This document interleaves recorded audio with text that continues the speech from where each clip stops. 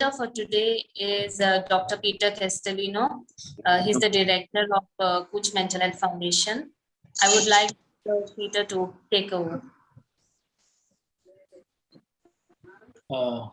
Thank you, Aldela. Thank you so much. And once again, welcome to everyone who is attending, who has watched the screening of the film, The Father. And I think we've all got a very good insight into what dementia is all about. I mean, Anthony Hopkins plays it and portrays it so well, as well as Olivia. I mean, she kind of shows the strain. Was that? Can you hear me? Yeah. Yes, we can. Yes. Okay. So the strains of a caregiver.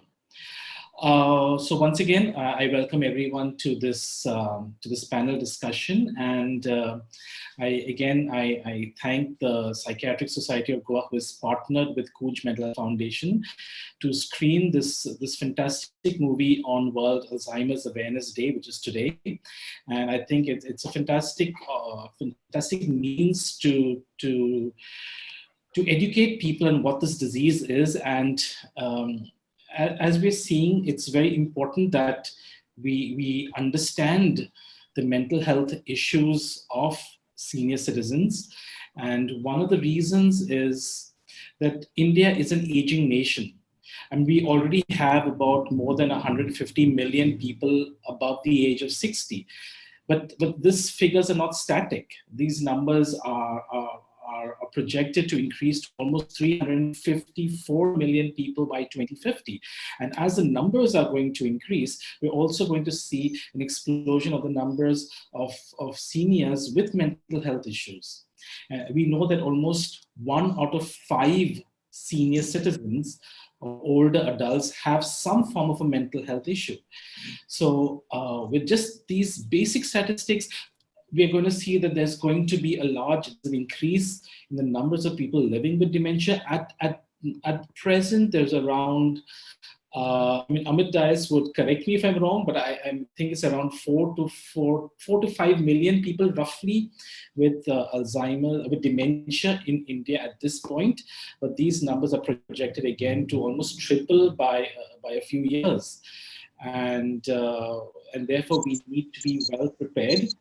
It's important to know that almost 80 to 90% people living with dementia go undiagnosed.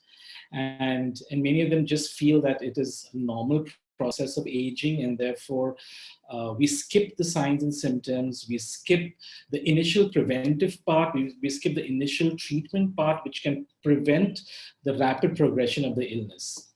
And therefore, today, we hope that we'll all gain better insights into this disease, which is affecting a lot of individuals, not only the person, but also their families and the community. And to help us to understand this a little better, we have a fantastic panel of experts. And I'd like to start off by introducing a very dear friend of mine, that's Dr. Anil Rane, who is presently, he is the past president of the Psychiatric Society of Goa. He is also the medical superintendent and an assistant professor at the Institute of Psychiatry and Human Behavior. And he is a researcher in mental health and has got many publications to his name. And he's got vast experiences in dealing with people with dementia and also older adults with mental health problems. He has asked me to keep his introduction really small, and there's a lot more that I can go on with, but I shall restrict it to only this much.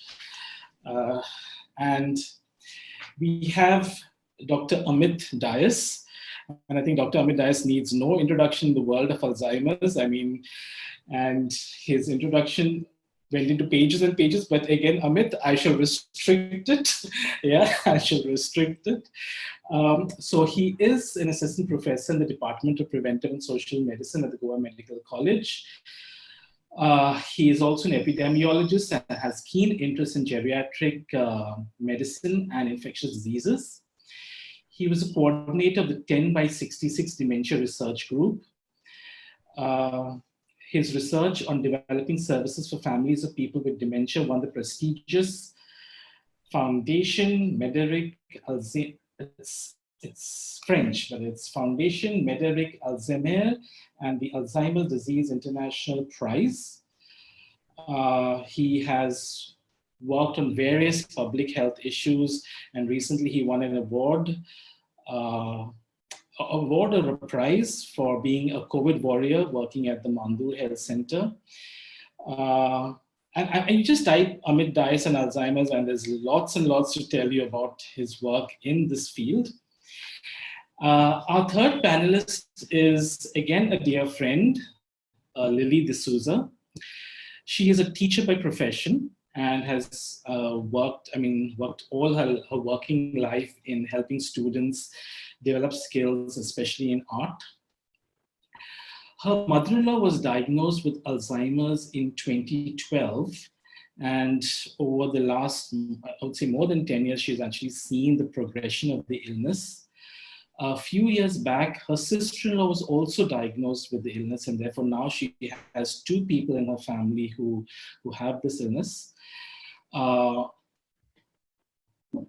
What I can truly say about Lily, from what I know, is that what has helped her keep the balance in her ability to care for her mother-in-law is the balance between her life, her personal life, her family life, and her life as a caregiver. So this balance is actually very, very helpful and has really helped Lily. I mean, she's a wonderful person, and today we'll gain a lot of insights from her about the challenges she has faced in caring for someone with dementia and how she has overcome them. So I welcome all our panelists. Can a spotlight be put on all the panelists? Yeah, it's already done. So all four are... Yes. Can everybody see? No, Anil is not to be seen. Dr. Anil. Peter, I'm very much here. Oh, you're there. Okay, fine. Yes. Perfect. So Anil, since you're there, my first question goes out to actually to you. And before you ask me a question, Peter, thank you for having me on this panel, and I really enjoyed the movie, especially Anthony Hopkins. I mean, amazing performance. I know. I mean, he's really portrayed this the various aspects of this illness very, very well. Right. The anxiety, the apprehension, the confusion, the mood swings, the all of it so nicely captured. Yeah. And what were the observations? What were the observations that you actually came out from this movie? Which you kind of highlighted in this movie as you watched it. Anil. Yeah, right. I mean, at some points, the movie does confuse you yourself because they have taken you to the loops and loops of memories.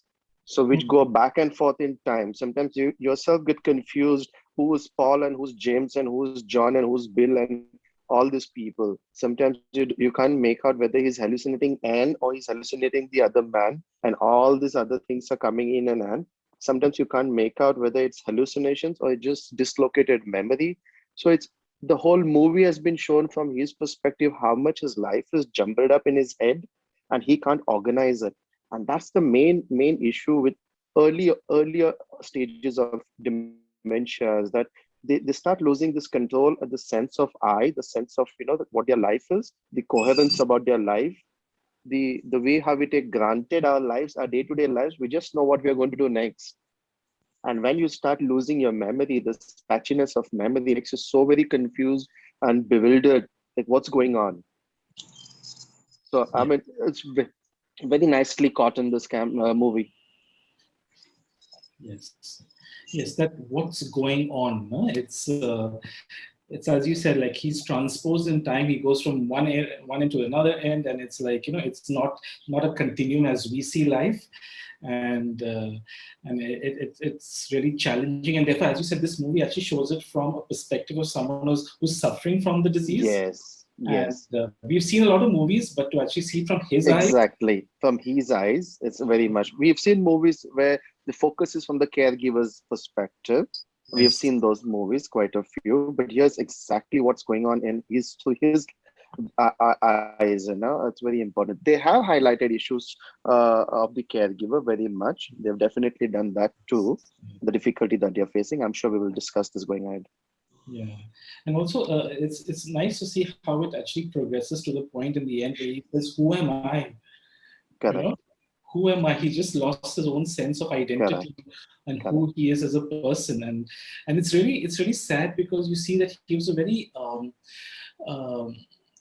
I mean, he was an engineer, so he was cognitively he was functional. He was extremely, I mean, good in his professional life, and even in his family. Right. They had two children who was very, I mean, who care for him to bits. Of course, one is no more, but the other one, and I mean, she cares for him to bits. But yet, so what we're trying to say that Alzheimer's can happen to anyone, regardless of your Regardless. regardless. True. So Amit, Yeah. what stood out for you in this movie? I think the way it was portrayed, the technique of the movie, and it it's a very good way of trying to educate people what the person with dementia feels, and only if you understand what the person with dementia feels, you'll be able to address the needs of that individual. And you can see the way people reacted here. There were different, characters. The way Anne reacted to a situation. It is not that Anthony Hopkins was very kind to her. He was very sarcastic. He said the most horrible things to her. He said that she was trying to take his property and put him in a home. He said the most nasty things, and then he would compare her with his other daughter and say that she is not intelligent and the other one was much better. I loved her much more, and he just wanted to rub it in that I don't like you, and I don't, and yet, so the way Anne dealt with it was completely different. The other person who was also in part of the caregiving circuit was Paul, and Paul dealt with it completely different. In fact, Paul was quite, so I wouldn't say he was an outright villain in the movie. He was also reacting to the situation, but he was reacting to it differently compared to how Anne was reacting to the situation. Like he would argue, he would want to rationalize with Anthony about why they are doing what they are doing. He would try to make him feel guilty that we had to cancel a trip to Italy because of you and what you did in the past. He was disrespectful, even got physical, and and it was very sarcastic at all times. And probably he was doing it deliberately because he wanted to. I mean, that is something we can debate about. It could be he was doing it deliberately because he wanted to highlight the problem behaviors in Anthony, so that Anne is then convinced that you need to put him in a home that he cannot be dealt with in their residential place itself. So there was a lot that stood out, and it's also very clearly how they showed who the person was. Like he was an engineer, as you rightly said, but he was not only an engineer, but he thought he was totally in charge. He was independent, and at one point he even says that I'm very intelligent and I have a memory of an elephant. So that's what he thought. And if you don't treat him like that, then he felt he was disrespected. So how the caregivers had to deal with him, how the nurse had to deal with him, and even if you do the right thing, sometimes it still backfires. And there are very clear instances in the movie that we can actually discuss later on. Yeah, because right, he was in denial. There were times when he was, in fact, most of the time he was in denial of the illness, and that is something that stands out very clearly in people with dementia. Many of them are actually in denial.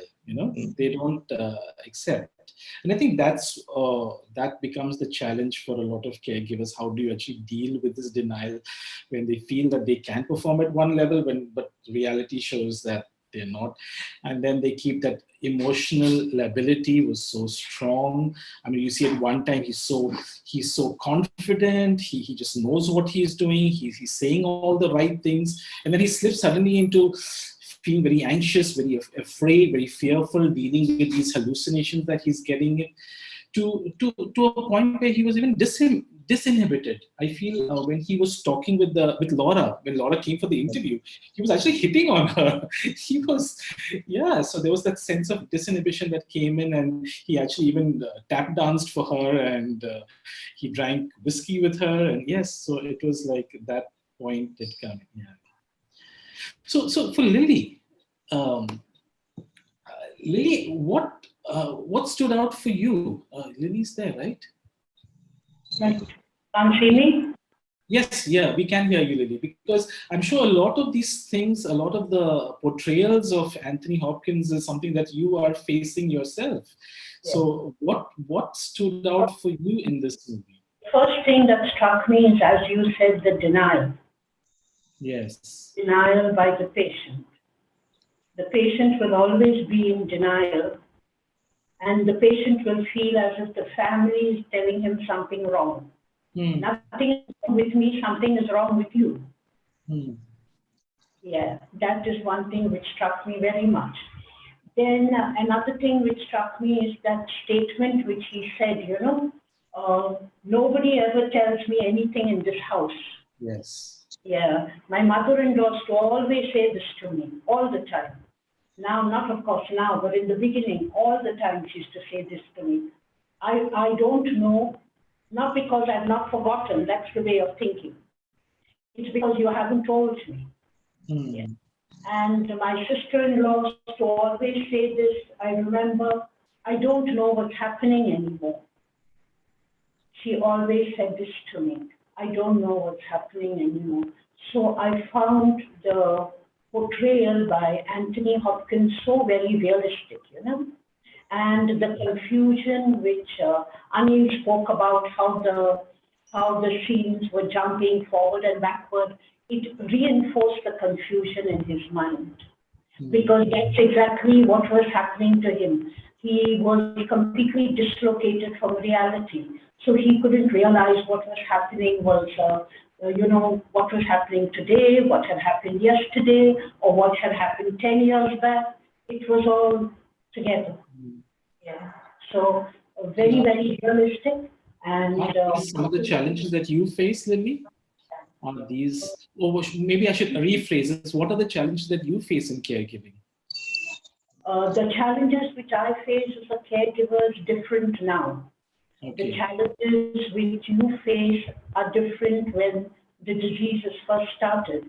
Because so what did you face? The challenges which you face are different according to the challenges the patient faces, right? Yes. In the beginning, the patient is in denial a lot. The patient is more aggressive. So you have to handle it that way. But as time passes, they become more introspective and they become more calmer and things like that. So it becomes easier to handle. And then it's also a matter of learning how to talk to them. I'll give you a simple example, like that nurse.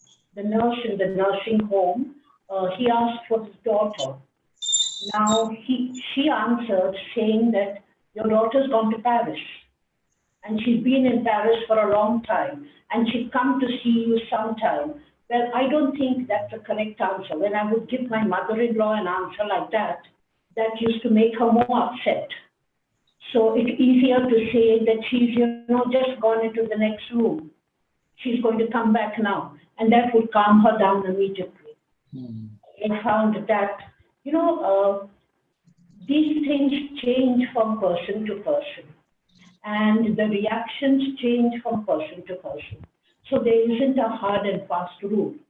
Now in my family, I have got two people I have seen who are suffering from this disease. And the way both of them have reacted are completely different. My mother-in-law has what's known as later onset Alzheimer's, because she started when she was 80 years old.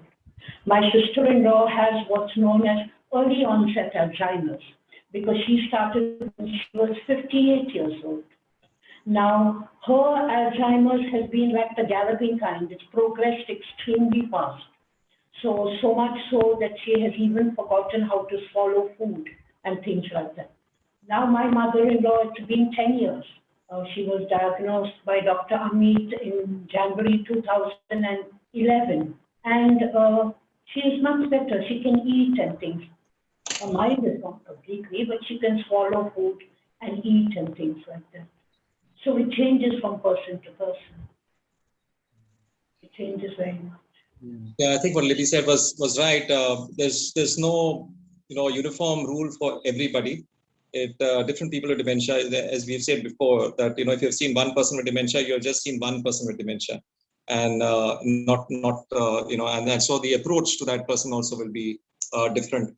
And as you rightly said, we need to improve or learn the skills on how to communicate with a person with dementia, because that often triggers the behavioral problems. If you see in this movie, Anthony Hopkins does get annoyed several times, and he gets really angry. This is my house, he said, and no one is going to let me out of this house. That is because the discussion was going on saying that this is not your house. And so I think one needs to understand what can trigger the aggressiveness in that person with dementia. So once you get that thing, you need to then just avoid talking such things. Don't avoid those triggers that are causing this. Sometimes what triggers the aggression is taking the person with dementia to have a bath. You just need to know what is the approach, the right approach of taking the person to have a bath. Sometimes the person comes with you, but sometimes if you try to force the person and you try to push the person out and they're doing something else, or just like they just refuse to go to the bathroom at that time. So there are techniques on how the caregivers can learn and how to approach these activities of daily living and help them. People with dementia need to be assisted. You can see that also when Anthony Hopkins was trying to wear that sweater and he was stuck with it, and he was struggling. Now the way Anne deals with it, she just goes and helps him out with it, instead of saying, okay, what's happening, try it, or just let him, okay, now you struggle and manage on your own. You think you know too much, like wear your own clothes. No, that's not the approach, but not doing it for him also, because he was someone who wouldn't want someone to treat him like a baby. So he wanted to do things on his own. At the same time, one needs to know that they have to assist him if he has to accomplish that task, and that was seen quite clearly. But Anne was undergoing a lot of burnout. It was very clear right throughout, and so she needed help, and which she was not taking, unfortunately. Yeah, so I think we can. Yeah, but at the same time, it's like, as we see, it is even for the caregiver, it needs a lot of patience, a lot of tolerance. It's really what you do, but what you do is, it's amazing what you all do. Not easy, and it's like you have to be in a position to always comprehend what is coming your way, whether it's a memory lapse, it's confusion, it's disoriented, or it's telling the truth. You don't know. It does become easier with time. It does become easier with time because you learn. Let me put it that way. The disease is progressing and the patient is still struggling, but you learn. You learn how to handle, you learn what to say, and you learn what not to say. But So in that way, it is easier. Lily, I think you said a very important thing, and it is that you learn. And I think you learn is one thing, but you have to learn. You have to learn. Many people don't realize that they have to learn. They just feel take medicines and it's over. But medicines is not it.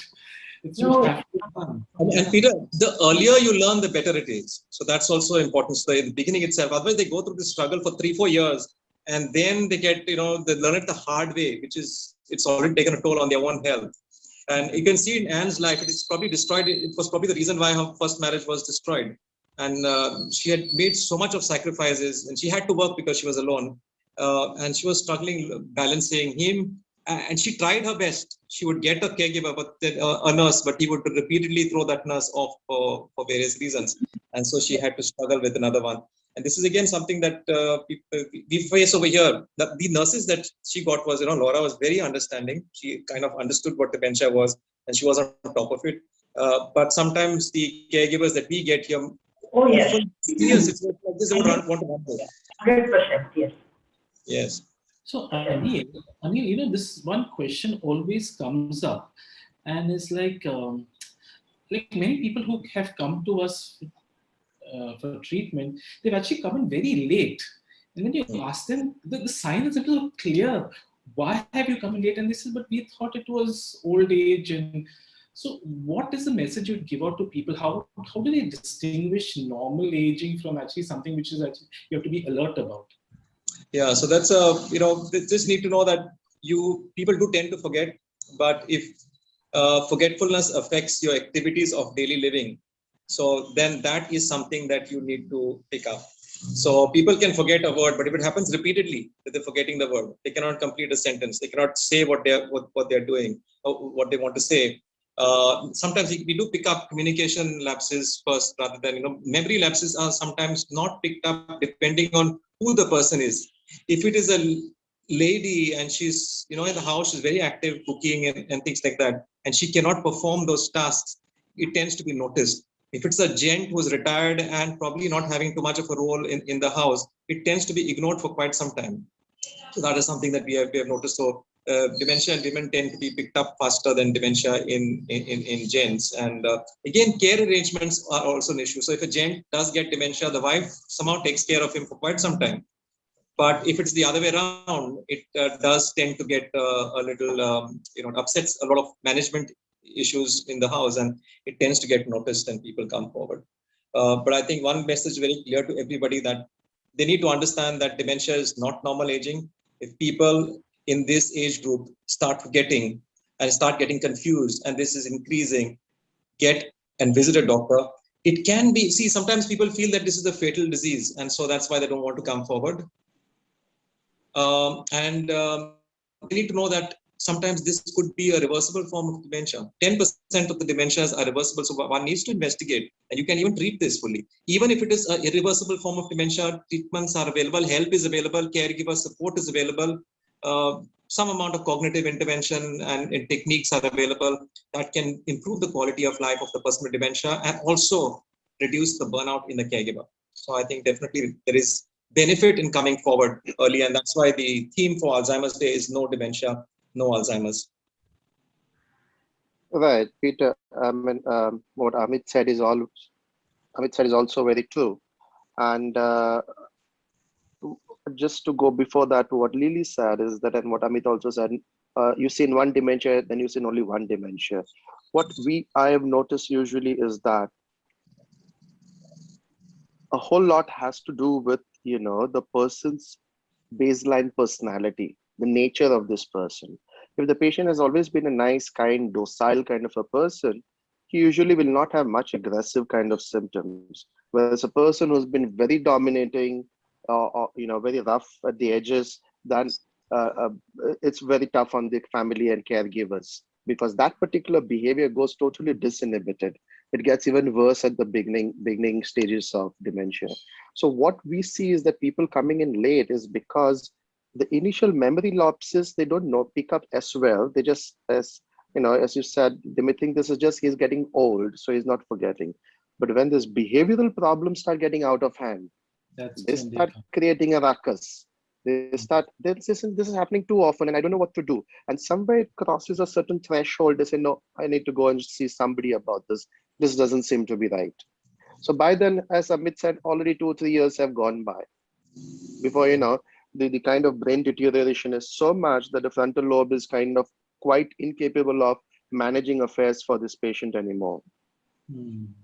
So what you're saying is people generally come in when the behavioral symptoms start coming. Yes, and not the cognitive ones. But in an educated family, yes, the cognitive symptoms will be picked up very early. And I think so in today's day and time, in a city kind of a scape, where it's so important that you have to know your password, so important to know how to log into your Zoom account to attend such programs. Everybody needs to, how to open the passcode on your phone. I think it will get picked up very easy.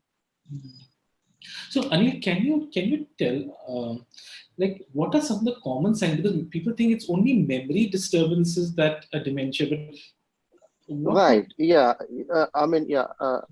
dementia, largely is equated with memory loss. Largely, it's popularly thought that dementia means memory loss, and yes, it is.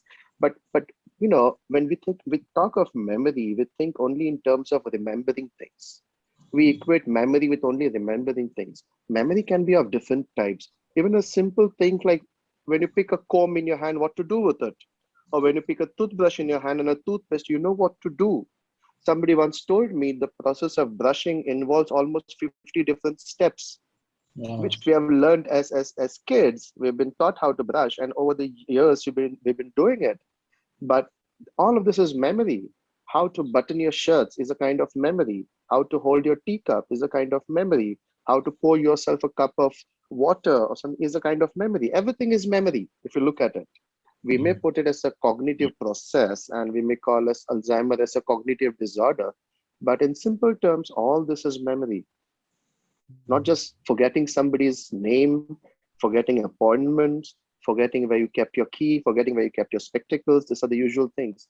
And then accusing people, you have taken them, accusing people because you don't remember where you kept them. Yeah. These are popular. Yeah. It happened in the movie as well, where he lost his It's watch. no? Yeah, misplacing things. He misplaced his watch, and then he was blaming the nurse to have stolen thing. And this is usually, we see this quite often, where they lose things and they blame somebody for stealing their stuff. And usually, sometimes the nurse gets quite annoyed. Majed Mongla and Gatlo, and they would want to leave the job and go because they can't tolerate someone accusing them of stealing. Right. So, as rightly said, it's not only memory, but it's beyond. It's judgment that's affected, disorientation, misplacing things, language issues. It's a multiple domain that the whole cognition. Because if you Actually, look I at was. if you look at the baseline and you see like what Anil said earlier, like you forget your things, you misplace, you forget people's names, where you kept your keys. I think most of us would then need an assessment to be done. But yeah, I think it goes a little higher level where other aspects altogether. Yes.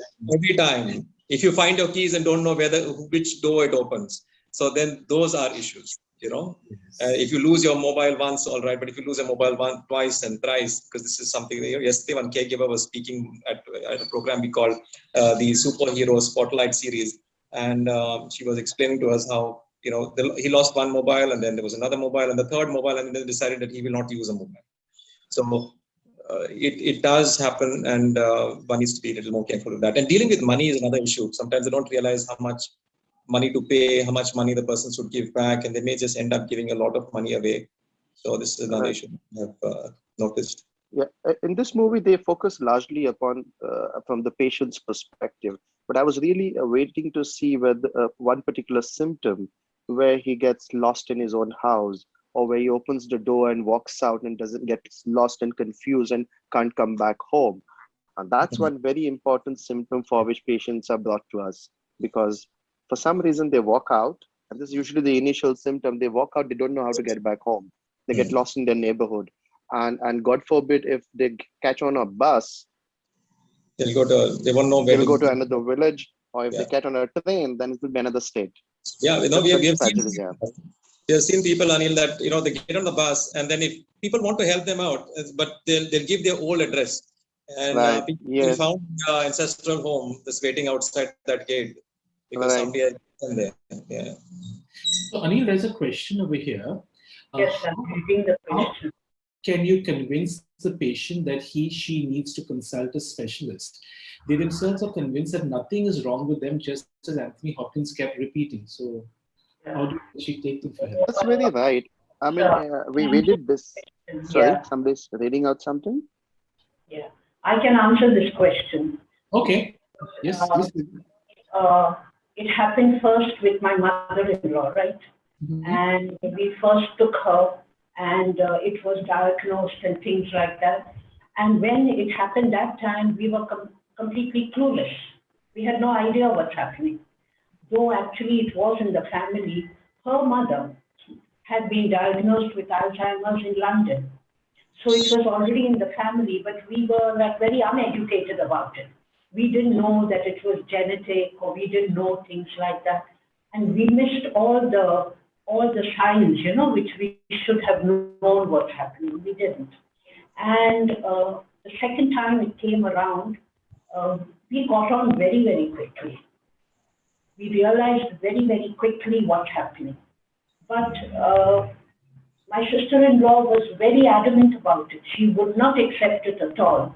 And it took a very long time to make her agree to go to see, I remember her husband took her to see Dr. Peter. It took a long time to do it. And finally, we had to coax her very much and say that it's worrying us, okay? It's worrying us. So you're not going there because of you. You are going there because of us. Just to make us comfortable. Because we have had such a bad impression, experience with you. We don't want to say anything to do. So if you do go there, And if you get all clear signal, it will take off some of our stress. So don't do it for you, do it for us. And finally, that was the argument which I was able finally to convince her to go. Before that, no, because she was in denial. She said, nothing's wrong with me. Nothing's wrong with me. This was the final argument which he listened to finally. So I think there's no right and wrong answers. We just should try out various ways. And in your case, Yeah. helping empathize with what you're going through, possibly kind of worked. Yes. This is what I did. So one question is, what specialist would you need to consult for the treatment of dementia and Alzheimer's? Because this is again a confusing thing. Do I take them to a psychiatrist? Do I take them to a neurologist? Do I take them to a super specialist? Do I take them to a public health specialist dealing with Alzheimer's? So yeah, maybe Amit, Amit, where do you take them for the initial assessment? Peter, let me take that one. I mean, as far as treatment goes, take them to the patients, whoever he's comfortable with. If he's got a family physician, start off with that. And let the family physician be the nodal person who then helps you in taking different specialist opinion as required. Now, as Amit rightly said, almost a certain percentage, a small percentage of dementias can be reversed. And that would be an amazing thing for any patient who's been diagnosed with dementia to get his dementia reversed. Because we all know this is a one-way street. So if you could get those tests done, and those tests can be ordered by any physician, right? Now, usually, depending on your presenting symptom, this is where you'll end up with a specialist. If you think there's a memory problem, you'll go to a physician or a neurologist. But whenever you come up with behavioral problems, where the person has become rough, person is difficult to handle, they somehow then, you get guided and you reach a psychiatrist. So it's a psychiatrist, a neurologist, a physician can all help you in dealing with it. But a neurologist and a psychiatrist are better positioned to help you to deal with it, because they can, most physicians are really busy dealing with other physical illnesses. So their set of experiences in dealing with the person who's coming along with the patient. Because you see, in dementia, it's one person who's having the illness, but there are many people who are suffering from it for other various things. So the caregiver also requires help and support. Now, this kind of an approach, usually a psychiatrist, a counselor, that's where you'll get better than into a physician's chamber. So initial stages, start with any physician, but as your needs increase, you have to get specialist help. And I'm sure Amit, where is Amit? Amit, I think, is going disconnected. Right. But are there treatments available for dementia and Alzheimer's? I know you spoke of reversible, non-reversible. So reversible, I'm sure there is. But yeah, reversibles is sometimes very rarely people have very severe deficiencies of vitamins or a very severe case of thyroid problems. Then yes, they can be reversed. A few infections can be controlled and treated. There are certain kinds of brain pathologies where the pressure inside your brain goes very high. If caught very early, then you can do a surgical procedure and you can decrease the brain pressure. But by and large, what we see are mostly Alzheimer's, where there's no known cause for it, and we call it Alzheimer's dementia. There are almost, plenty of conditions which can cause dementia, and they may all be evaluated for. But when you have no further cause for it, you can't find an identifying factor, then we call it dementia. Now, the medications that we largely use are those which slow down the process of brain degeneration. We do not have a cure. We have no medication that can reverse the process. Neither do we have medications that can stop the process. We have medications that can only slow down the process. So yes, there are medications for that which we can initiate. But besides that, once you have dementia, many other things, like Anthony in this movie was having hallucinations. Sometimes these hallucinations can be really marked. These hallucinations can be really problematic, where the patient can be assaultative, or the patient can sometimes be very disinhibited and inappropriate to female members in the house. And then, usually the females are the caregivers. They say, I can't go near this person. And sometimes very tragically, it could be even your own father or somebody very close to you. It can be a very traumatic experience for the caregiver. In these times, we may have to use certain tranquilizers or medications. They may also have sleep problems. They may sleep in the whole day and stay awake up in the night. So we may want to reverse that pattern. So there are different kinds of medications that you would want for the situation.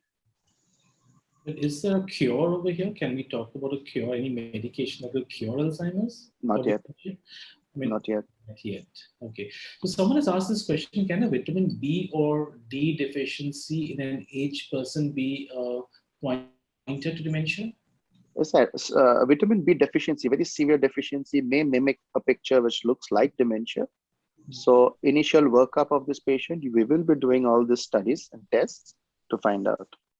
And another question, does the patient become too sedated and inactive with the medication?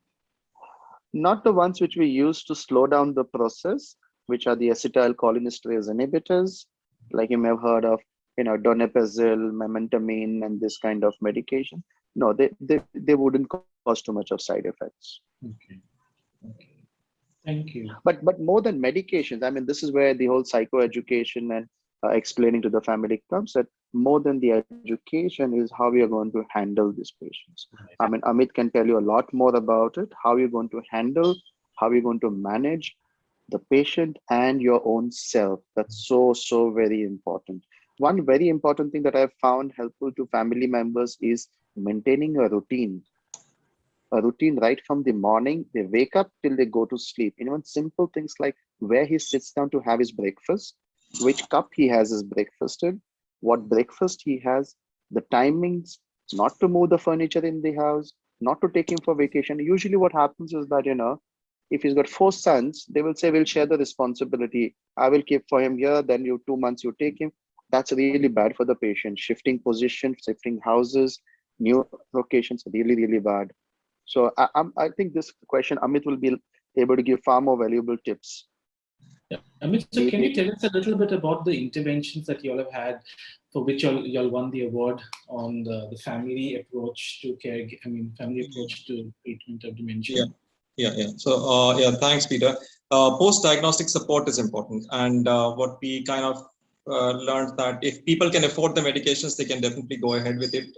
Medications do help, especially if you select your patient appropriately. Definitely, it's important to get the diagnosis. The first step into this whole intervention is get the diagnosis correctly, because there are reversible forms. As somebody said, vitamin B12 deficiency or thyroid-related issues, or if there are some drugs causing that, or there is some tumor in the brain, or normal pressure, hydrocephalus, etc. So these are conditions that you would want to be treated, and you can just treat that dementia. Now, most of the dementias are not treatable, and they have behavioral problems associated with it. So first step is diagnosis. The second step is the C, which is the caregiver issue. So you need to understand if you want to do anything for the person with dementia, you have to address the issues of the caregiver. So the caregiver support plan, understanding caregiver burnout, and helping the caregiver. See, caregiver burnout is not something that you can do or test on, and you can just say the person's temperature is up, and so you seem to have a burnout. So caregivers need to understand that if they're getting easily frustrated, if they feel extremely tired. And in the movie as well, the husband does say at one point of time that Anna is feeling very tired and she's feeling fatigued. That is a sign of caregiver burnout, which they should have actually picked up. The caregivers could feel sometimes foggy in the brain and forgetful, and sometimes they say makai lagta, even I'm getting this. I also seem to be forgetting as much. This is the kind of complaint, but it could be a sign of the burnout, which is really causing that and playing on them. They could feel anxious and depressed. They can feel hopeless and helpless. So if these are the signs that are there in the caregiver, then you need to help the caregiver understand how to deal with the burnout. Okay, that's the C. The C is also cognitive stimulation for the person with dementia. And C is dealing with chronic conditions in a person with dementia. So if they have diabetes, if they have a hypertension, what we've noticed is after the dementia, they just forget about it. So the sugars have gone up, the blood pressures have gone up, they're not taking their medications on time. Even in the movie, they want Anthony Hopkins to take his own medication. So sometimes, we need to understand that people with dementia will not be able to take their own medication. So someone has to be monitoring that. If they don't do it, then the diabetes will go out of control and blood pressure will go out of control. And that worsens the condition. So you don't want that happening. So that's C that you need to kind of deal with. The B is behavioral problems. So you need to assess what are the behavioral problems in that person with dementia. And so our interventionists, which were lay health counselors, we train people to be able to visit people in the house and understand what these behavioral problems are, and not tell the caregiver everything, not tell the caregiver all the techniques in the world to deal with any behavioral problems that come. But if there is an aggressive behavior, if there is wandering, we need to tell them how to deal with these issues. And the A was assisting activities of daily living. So there's an A, B, C, D here. A was assisting activities of daily living. So make a list of, as Anil rightly said, structuring the day would be one thing. And help find out what are the activities that the person with dementia does, and try to help them assist these activities of daily living. There were other parts of the intervention, which was something called balancing family support. So sometimes it's the one caregiver who does everything, cooking and looking after the person with dementia and doing the shopping and everything. So we try to get other family members involved. So it's always speaking to the other family members and see how they can chip in, if not in the direct care, in at least assisting the caregiver and doing some of the activities. So I thought we found that to be very useful. Nutritional advice for them, and making the environment safe, and making it less confusion, ensuring the reduction of falls, etc., which would improve the quality of life. So what we saw, cut the whole thing short, is that it improved the quality of life of the person with dementia and also reduce the stress in the caregivers at the end of 6 months. And I think it's what you're saying is so right, because if caregivers don't really understand what they are going through, they could be triggering of symptoms. They could be triggering of behavioral symptoms in the person.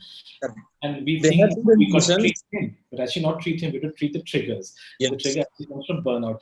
And I think this one scene, this movie,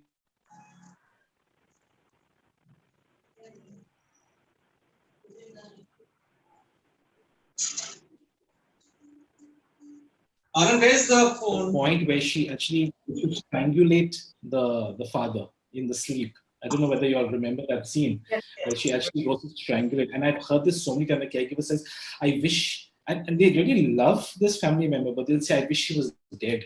And as soon as they say it, as soon as they verbalize it, they feel so guilty for even thinking of that. So it's like, it's not that they want the person to be dead, it's just that they can't handle the symptoms. They're just getting too overwhelming burden. Yeah. So that needs to be addressed. And I think one issue which is coming up today is into caregiver burden is the nuclear family system. So before we had these joint family, a lot of people to care for. Now it's like a nuclear family, everyone's got work, there's no one to take care of this person. So I think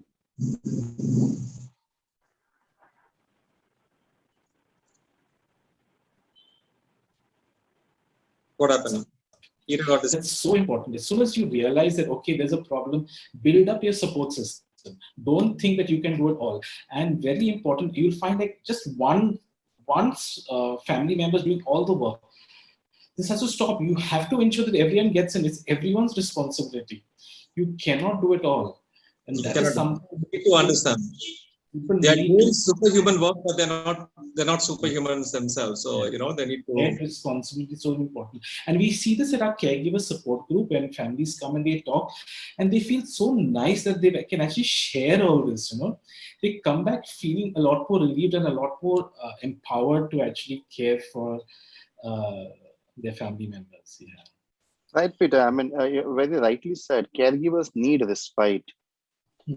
Caregivers definitely need respite. But, there is also a difficulty when you have multiple caregivers rapidly changing throughout the day. That also can be very counterproductive. So usually a primary caregiver who's assisted and given respite from time to time would be a better answer to, would help more. Yeah, from the patient's point of view, this is a better option, I think. Yeah. Caregivers should definitely take breaks. And Lily, I want to ask you, what helped you?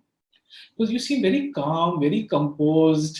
You seem like, even though, what has helped you deal with your challenges? Most of all is you have to think of yourself like a refrigerator. The more you put inside the refrigerator, the more there will be for you to get out. You have to remember that, first of all. And secondly, you have to remember, for me, my spirituality helped me a lot. That gave me a strength a lot to carry on. mental strength and physical strength also, because if you think about it as something which is very much going to continue and you don't know how long it's going to continue, it becomes very hard for you. But if you break it up into, I just have to manage today. I just have to manage today. I just have to get through today. And then tomorrow I will be able to manage things better. I found that if I broke it up into parts, I found I was able to do it better. So that thing would not come on me that this is a very big burden which I'm going to carry on for an unlimited amount of time. So if I just thought about it, is that it's a very big burden which I have to carry for today. I found I was able to handle it better. I'm not trying to say that it's easy. I'm not trying to say that it's something simple. No, it's very hard. It's really hard, and only someone who has gone through it understands how hard it is. But as I think that there should be a primary caregiver, because these patients, they want someone, they want that routine. They don't want to see many changes in faces. So if you have other help and you have a primary help giver, that works out better for the patient. From the patient's point of view, it works out better. But as I keep on saying, it changes from patient to patient. Everyone's not the same, and the rules change from people. But what I learned from Lily is not to put all your eggs in one basket, and also have a life besides caregiving. And set realistic goals. Don't expect too much of that. So you set realistic goals, and as she rightly said, one day at a time. That's how you need to take it. You never know what's going to happen later. Right. So, Amit, I have a question for you, because this is something that you have done recently. No, there's something I would like to mention here as what helped a lot is with the patient, we did a lot of therapy at home, which Dr. Peter had suggested. When my mother-in-law was better, she used to spend time playing cards and carom and things like that. Then as it progressed, we used to, you have to think of it from their point of view. She was always a very independent and a busy person. So she had to be made to feel useful. So like, for example, I would buy grains for her of different colors, like a gram, which was green, and gram, which was black. And I would mix it all together, and I would say, I have to cook it. So can you help me just separate it so that she feels, that she's doing something useful? Or I would give her clothes which were washed, and I said, can you help me? Can you fold the clothes? So these things helped a great deal. Then as time passed, then she could do like less and less of this, but she would do like, threading beads and coloring and things like that. But she changes. I've seen it with my sister-in-law. My sister-in-law's eyesight is very bad. So she can't do anything visual, but her sound of hearing is very good. And when I talk to her, she responds to my voice, but not to my face. With my mother-in-law, it's exactly the opposite. Her hearing is not good because she's 90 years old, but her visuals are very good because she had cataract operations done before the Alzheimer's. So it changes from person to person. But the main thing is, if you just keep the focus on like you are useful and we need your help, that is the main thing. We still need your help. That is the main thing which. Thank you, Lily, for sharing this very important insight, because even as you see in the movie, preserving his dignity was very important. He says, don't treat me. It's very important. And it's, I'm really sorry to say here, but the nurses don't get that. The nurses don't get that. And you have to point it out to them. You know that don't treat them like a piece of a chair or something like that, because basically at the end of it, you have to remember that the person whom you knew many years back is still there somewhere inside. Yes. That person is still there somewhere inside. there is some. Yes. And he said, don't treat me as if I'm retarded. Yes, I was going to come to the same point. There was this instance where the nurse, Laura does it very nicely. She says, there's a little detail, but it kind of backfired. My mother-in-law said that to the nurses. There was this nurse, who used to talk to her exactly the same way. And she used to get very annoyed with her. Yes. And this was in the beginning when she was like more logical.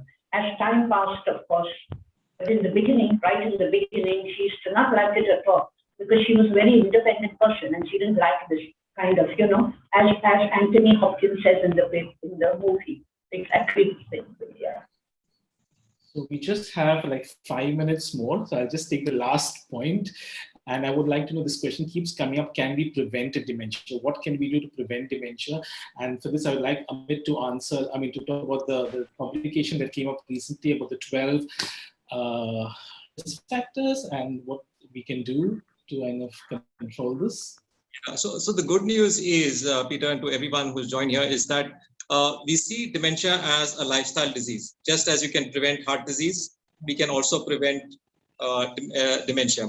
And what the Lancet Commission has seen and noticed from research done all around the world is that if we address these 12 points, the risk factors, we can actually postpone dementia to the extent of 40%. So instead of getting dementia at the age of 60, if they get it at the age of 80, it will still improve, make a big difference to the quality of life. So this is what I think we need to focus on. Two, dementias in India, a large number of dementias are also vascular dementias because we have diabetes and hypertension and stroke.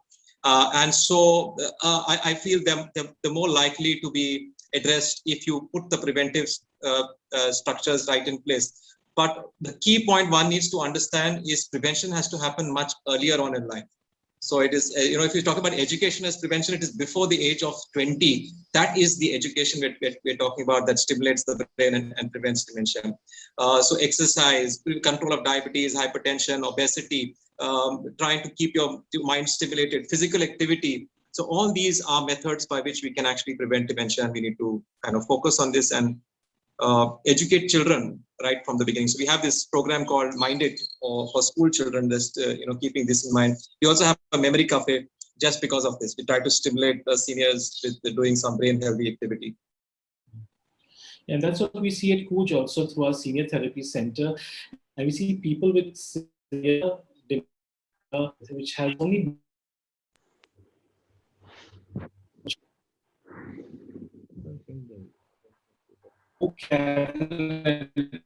my body,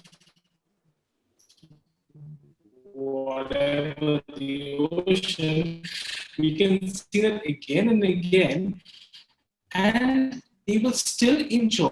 Their symptoms actually begin to come down a bit, and it gives a respite to the family members. Yeah. So simple tasks, as Lily mentioned, just separating the grains, making them useful, giving them tasks that they can achieve. All these things are very important, and the most important is how we communicate it to them. It shouldn't be, you should do the coloring, don't you know you have this one? No, when we do the coloring, can the coloring be done together? Can we make this card for the grandchild? It's how you communicate and how you make them preserve their dignity is so very important.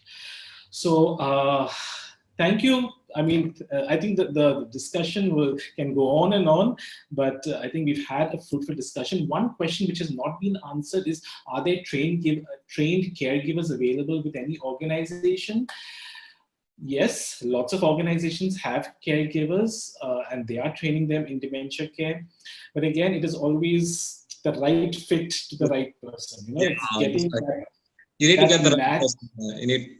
Sometimes it's not a trained person, but just a person who's very kind-hearted and very sensitive will do a much better job than someone who's very trained, but is very immature also. So yes, there are trained caregivers. Caritas has, Blue Cross has, there's so many organizations. But yeah, it's always getting the right person to care for your person. Yeah. So I would like to thank the panelists for joining us. I know you all have all been very busy, but today's also been a fantastic day. Right through the day, there have been programs on Alzheimer's, and it's been very good. So thank you very much. Over to Aldela. Yeah. Thank you, Peter. Any last closing comments or last? I'm sorry. Yeah, Anil, Amit, and Lily. Yeah, any last closing takeaway? Last thing is education. Education, I think, would be you are correct to talk about it more than from a caregiver's point of view. I still feel that if we were educated and we knew what was happening, we would have been able to catch the signs earlier. So if you are focusing, as Dr. Amit said, about education, that is something which will be really helpful to us in the future. Yeah. I think the first step to care is awareness, and that's why the theme is no Alzheimer's and no dementia. And we need to educate people. But it's not only us educating, it's now you all are enlightened. All the 100 people who have participated in this know what Alzheimer's and dementia is. They need to sit with other friends and speak to other people about what it is and educate them that if there's an elder person with these problems related to memory and confusion, get that person examined by an appropriate consultant. So, and one key, keep in mind that don't be afraid of the diagnosis. It's the first step to care. Instead of dealing with something in the dark, you might as well get the diagnosis and then deal with it properly and get educated about it. Thank you. Right, Peter. Again, thank you for the wonderful movie. And Lily, you and all the caregivers out there, you all are doing an amazing job. Really, please carry it on, and you have all our support. And Amit, yes, we need more interventions. And I was very happy to hear about the prevention thing. We've spoken a lot about dementia. We've seen the movie. We've heard about the interventions.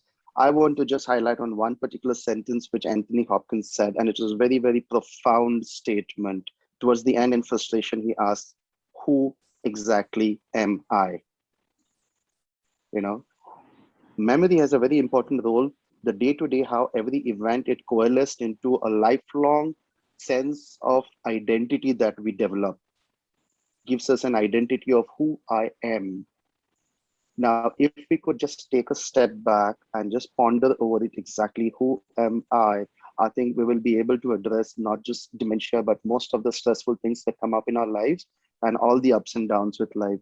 I think that's besides dementia, I just wanted to focus on that particular thing, because Alzheimer's allows us to look at who exactly we are if we lose our memory. Then the question is, then who am I? Very well said. It's a fantastic way to close this. Thank you, Peter. And good night to everybody. And over to Aldela for the Thank thank you, you. Dr. Peter, for moderating this Also wonderful. thank Dr. Brenda, who sacrificed participation to let me in when I'm on. Yeah, this was 100. Welcome. Welcome. Amazing. Yes, I would like now to invite Dale Rodriguez, coordinator of the Geriatric and Dementia Program, to give the vote of thanks. Okay, thank you, Aldela. And before I begin, I would really like to quote Albert Schweitzer, who says, "At times our own light goes out and is rekindled by a spark from another person. Each of us has cause to think with deep gratitude of those who have lighted the flame within us. Our gratitude goes first and specifically to our moderator, Dr. Peter Castellino, for organizing such a wonderful discussion, and our panelists for fueling and adding to it.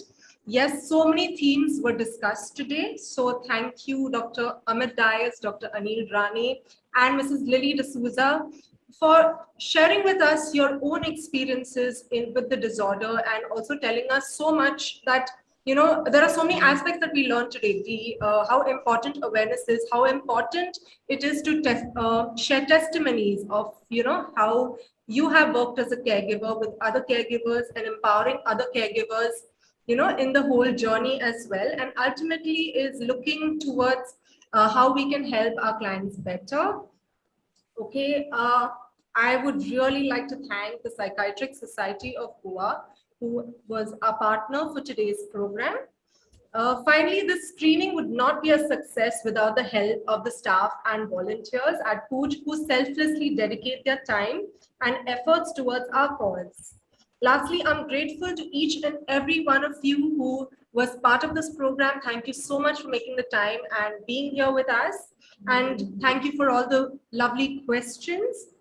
Okay, we would definitely love to see you for all our forthcoming events. And yes, like we spoke about the different services that we have for seniors with dementia, definitely we do have a program as well for the same. Do get in touch with us. Thank you so much. Over to you, Aldela. Thank you, everybody, Okay. for joining the program. Bye. We'll be ending our program. Bye. Thanks. Bye-bye. Good night. Have a nice night. Night, everybody. Good night. Good night.